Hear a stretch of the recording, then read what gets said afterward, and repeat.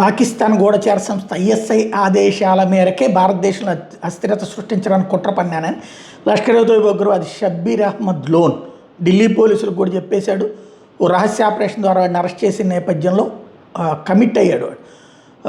ఏదైతే వీటి షబ్బీర్ అహ్మద్ లోన్ని విజయవంతంగా అదుపులో తీసుకున్నారు.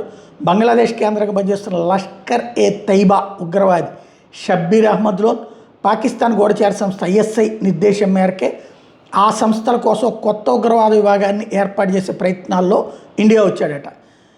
ఢిల్లీ పోలీసులు భద్రతా దళాలు వీటితో రహస్య ఆపరేషన్ చేస్తే దొరికిపోయాడు అనమాట.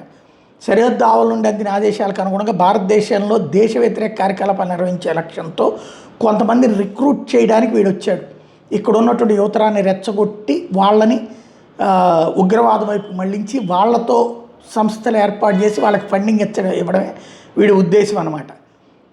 ఢిల్లీ మరియు పరిసర ప్రాంతాల్లో ఇతర సహచరులు వీడికి ఎంతమంది ఉన్నారు తోడన్నటువంటిది ఇప్పుడు తేలుస్తున్నారు.